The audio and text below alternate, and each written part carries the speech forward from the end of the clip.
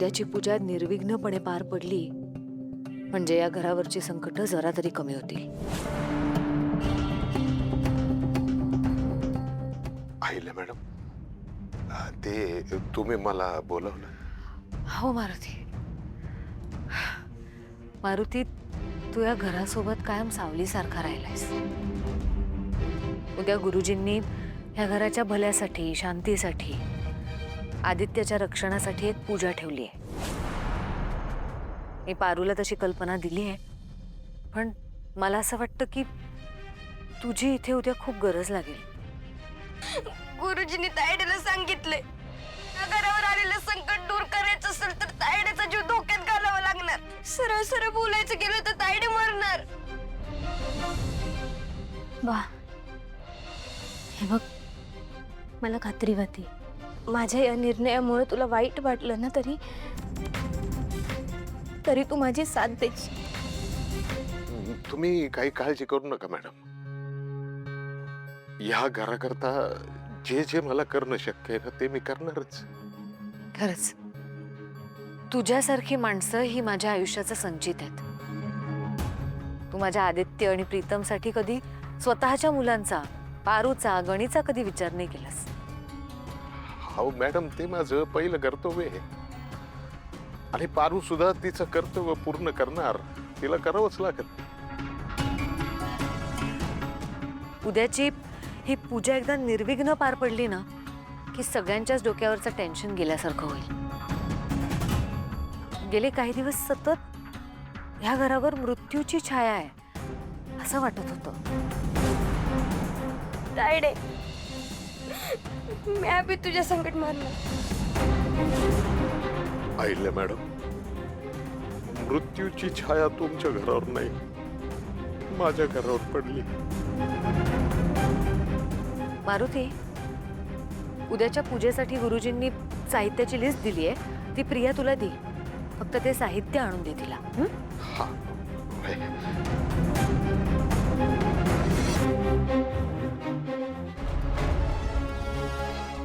माझी पारू किती धीराची आहे. स्वतःच्या अंगावर मरण ओढवून घ्यायची तिची तयारी, आणि त्याच पूजेसाठी उद्या स्वतः तयारी करून देणार आहे. पुरी, मानलं तुला. मारुती, काय झालं? नाही, काही नाही. ते उद्याच्या पूजेचा विचार करत होतो. पण तुम्ही काय काळजी करू नका, समजा सामान मी आणून देईन. पूजा निर्विघ्नपणे पार पडेल. मी येऊ का आता? हो.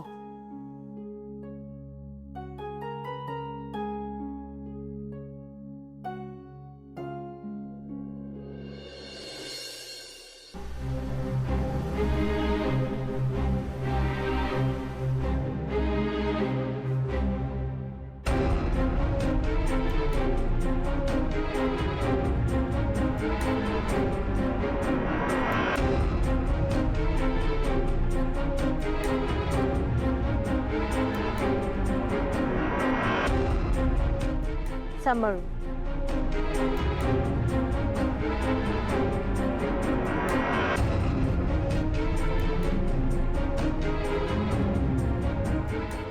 प्रिया, आम्ही जस्ट DNA टेस्ट करून आलोय आणि रिपोर्ट्स आल्यावर हे सिद्ध होईलच की माझ्या पोटात जे बाळ आहे ते प्रीतमचंच आहे. आई शपथ, म्हणजे आता प्रियाला या घरातून बाहेर जावं लागणार का? नाहीतर ती काय करणार ना या घरात?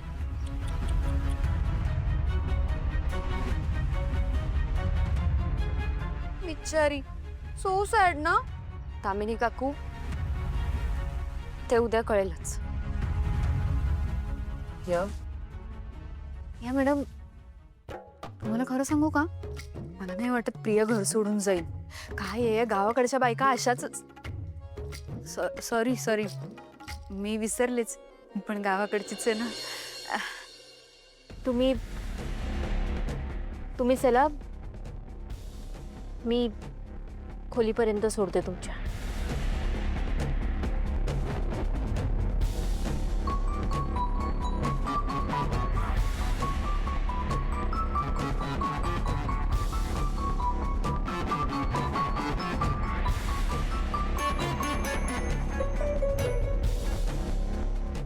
नको काळजी करू. उद्या ते रिपोर्ट्स आले ना की मग सगळे प्रॉब्लेम्स दूर होते. तू काळजी नको करूस. ऑलरेडी एवढ्या गोष्टी विस्कटल्यात ना. उद्याचा report will be the last nail in the coffin. का असं बोलतोयस? अरे तो रिपोर्ट जर माझ्या अगेन्स्ट लागला, जगण्याच्या लायकीचाच नाही राहणार ना मी. प्रीतम यार प्लीज असं नको बोलूस यार. अरे मी माझं आयुष्य बरबाद केलं. हा तू आई बाबा वेळोवेळी सांगत होतात ना की सुधार सुधार. मी मी मी नाही ऐकलं तुमचं. आता माझ्यामुळे तुम्हा सगळ्यांना मान खाली घालायला लागते रे. म्हणजे आई बाबांना काय वाटत असेल माझ्याबद्दल? त्यांना तर पश्चाताप होत असेल ना की माझ्यासारखा मुलगा जन्माला घातला त्यांनी. नाही सांग ना, पश्चाताप होतो ना तो? नाही तू आधी शांत हो बरं. प्रत्येक माणसाच्या आयुष्यात ना प्रॉब्लेम्स येतात, संकट येतात. पण म्हणून काय असं घाबरून जायचं का? आपल्या आई बाबांनी हेच शिकवलंय का आपल्याला? आपल्या आई बाबांनी प्रॉब्लेम्सना सामोरी जायला शिकवलंय, संकटांना तोंड द्यायला शिकवलंय, त्यांच्याशी लढायला शिकवलंय. बी अ फायटर आणि फेस युअर प्रॉब्लेम्स. ओके? आणि मला खात्री आहे तू निर्दोषच सिद्ध होणार आहे. ओके? आणि मग आई तुला हक्काने घरी बोलवेल. ओके? तुला खरंच असं वाटतं दादा? हो मला खरंच असं वाटतं. दादा तू आणि पारुना दोघंच सध्या मला जरा पॉझिटिव्ह वाईब्स देत आहे. हो शांत होतो आधी. उद्या जर असं काही झालं की तो रिपोर्ट माझ्या अगेन्स्ट लागला, तर तू माझ्या वतीने माफी मागशील ना आपल्या आई बाबांची? कशाला असं बोल? ऐक ना, त्यांना सांग की प्रीतमचं खूप प्रेम आहे तुमचं. त्याच्याकडून एक खूप मोठी चूक झाली आहे, पण प्लीज मोठ्या मनाने त्याला माफ कर. बोल, सांग त्यांना. हा? ही वेळच येणार नाही यार. तू प्लीज थोडं पॉझिटिव्हली विचार कर. सगळं ठीक होणार आहे. ओके? हा शांत हो, शांत हो.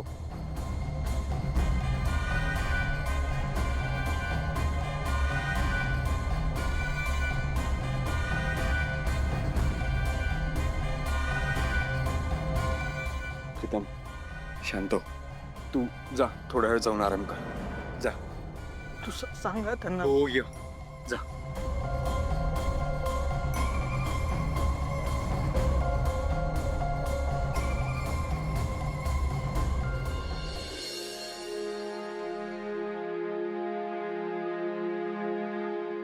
गेली का ती? वय डोक्यात गेली आहे. एक नंबरची खोटारडी आहे यार. चक्कर आल्याचं नाटक करते. आणि आधी बोलली की मी जाते. जायचं होतं ना? आदित्य सर, त्या इकडनं जाणारच नाहीत. त्यांना जर का जायचं असतं ना तर त्या इकडं आल्याच नसत्या. त्यांचा हेतू वेगळा आहे म्हणून इकडे थांबल्यात त्या. तिचा हेतू आहे ना काहीही असो, तर तिचं हे नाटक आता जास्त वेळ चालणार नाही. उद्या रिपोर्ट आले ना की मी स्वतः तिच्या हाताला धरून घराबाहेर काढतो की नाही बघ. आदित्य सर, उद्या तुम्हाला हे समज करायची गरजच नाही लागणार. उद्या त्या मोनिका मॅडमचं सत्य बाहेर आल्यावर देवी आई त्यांची काय अवस्था करतील ना, याचा विचार बी केला नसेल त्यांनी. माणुसकीच्या नात्याने विश्वास ठेवला देवी आईंनी त्यांच्यावर. आणि जर का देवी आईंच्या विश्वासाला तडा गेला तर त्या त्यांचं काय करतील ना याचा अंदाज नाही त्यांना.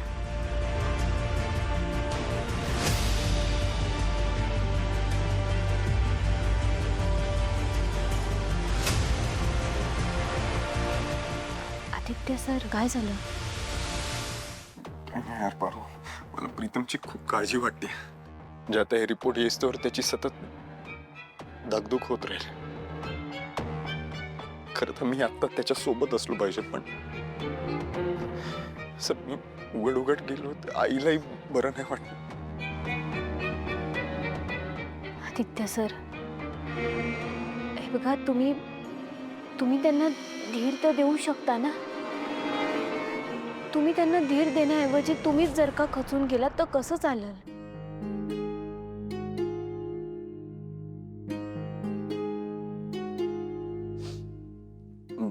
बरोबर आहे. You right. Bhargav, thank you so much. तू नसली असती तर मी सिच्युएशन कशी हँडल केली असती देव जाणे. तुझ्यामुळे खरंच खूप आधार वाटतो का पारू. बघ मी आहेच, मी अधूनमधून येत राहील, पण तू प्रीतमची काळजी घेशील ना. या घरावर मृत्यूची छाया गोंगावतीये. ज्या घरावर मृत्यूची छाया पडते त्या घरात कोणाचा न कोणाचा तरी मृत्यू होतोच. या घरावर संकट येऊ देऊ नका. या घरावरची मृत्यूची छाया दूर होईल, पण त्या दिवशी ज्या व्यक्तीमुळे मूर्ती भंगली त्या व्यक्तीचा मृत्यू होईल. आदित्य सर, माणसाच्या आयुष्याचा काय भरोसा. आज आहे आणि उद्या नाही. काय? म्हणजे मला माहित आहे, माझा जीव, माझं समजा आयुष्य मी या घरासाठी वाहून नेलं आहे. आणि जोपर्यंत माझ्या जीवात जीव आहे ना, तोपर्यंत मी माझं कर्तव्य करत राहीन.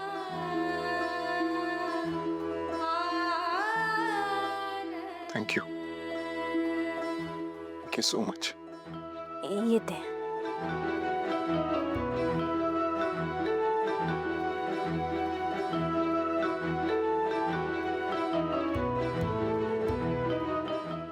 यार पारू, तू आहेस ना तर प्रॉब्लेम वाटत नाही. लाईफ एकदम स्मूथ वाटत. पारू, तुझ्यामुळे जगण्याला खरंच अर्थ आहे. थँक्यू. माझ्या आयुष्यात असल्याबद्दल थँक्यू.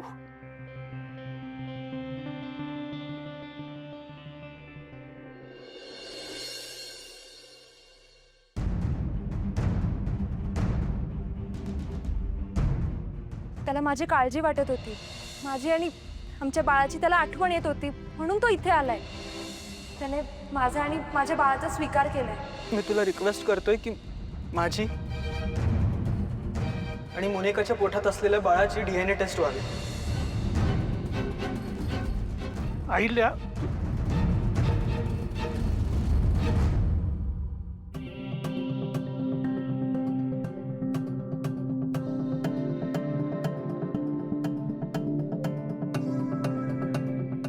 प्रीतमची खूप आठवण येते ना.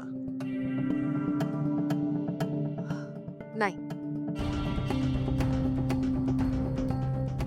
खरंच मला खरंच त्याची आठवण येत नाहीये. प्रीतमची आठवण येत नाहीये तर त्याची ट्रॉफी कशाला हातात ठेवली. श्रीकांत, काय करतोयस तू? अहिल्या, प्रीतमच्या ट्रॉफी मध्ये तुझा एवढा जीव गुंतलाय तर तुला प्रीतमची किती आठवण येत असेल, तू त्याला किती मिस करत असशील हे कळणार नाही का मला.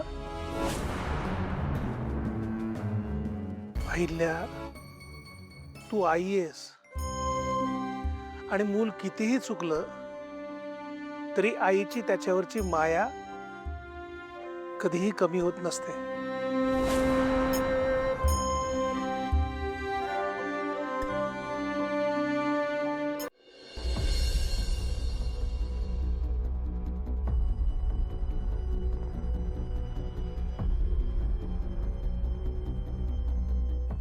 Pritam, I am pregnant. मी आई होणार आहे.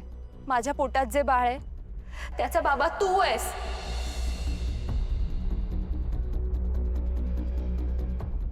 थांब मोनिका, तू या घरातनं जाणार नाहीस. या घरातनं जर कोणी जाणार असेल तर तो प्रीतम आहे. ठीक आहे. तुम्ही माझ्या डोक्यावर हात ठेवून माझी शपथ घेऊन सांगा की तुमच्या हातून काही चूक घडलेली नाहीये. त्याला माझी काळजी वाटत होती, माझी आणि आमच्या बाळाची त्याला आठवण येत होती, म्हणून तो इथे आलाय. त्याने माझा आणि माझ्या बाळाचा स्वीकार केलाय. हे जर मोनिकाचा आणि तिच्या बाळाचा स्वीकार करायला तयार असतील तर मला काहीच प्रॉब्लेम नाही.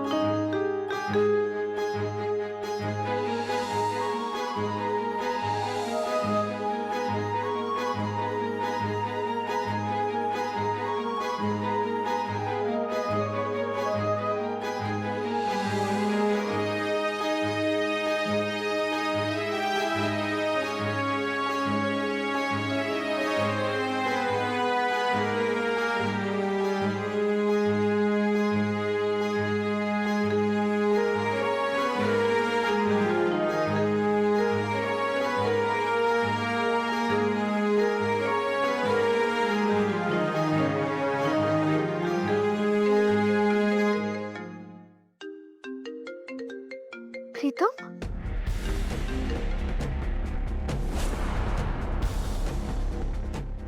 Hello hello Priya.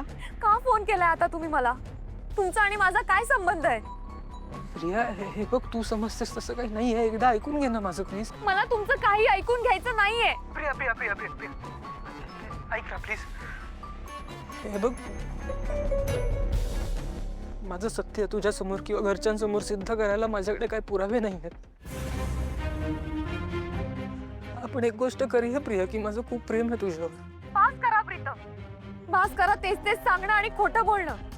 मला मला त्रास होतोय आता या सगळ्याचा, आणि तुमच्या आवाजाचा पण. ओके ठीक आहे, नाही होणार त्रास परत.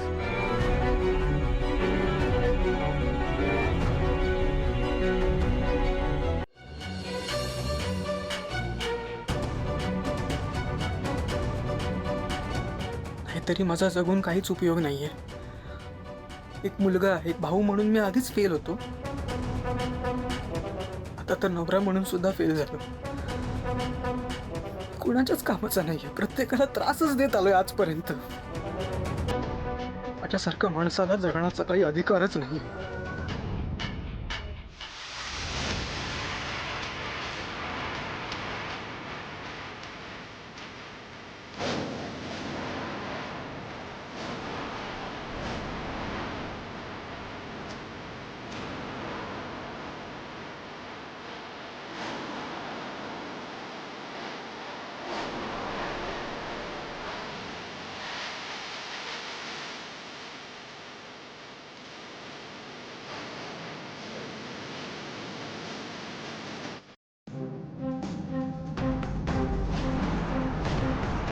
प्रीतम सर, काय चाललं तुमचं? तिकडं आदित्य सर तुम्हाला निर्दोष सिद्ध करण्यासाठी जीवाचं रान करताय, धडपड करताय. हो देवी आहे, तिकडं देव पाण्यात ठेवून बसले. श्रीकांत सर तुमच्या समध्यांकडे बघून सांगताय तर तुमच्याकडे काय चाललंय? तर मरायचं आहे तुम्हाला. हा प्रीतम सर, वा. नाही, मला अपेक्षाच नव्हती तुमच्याकडनं.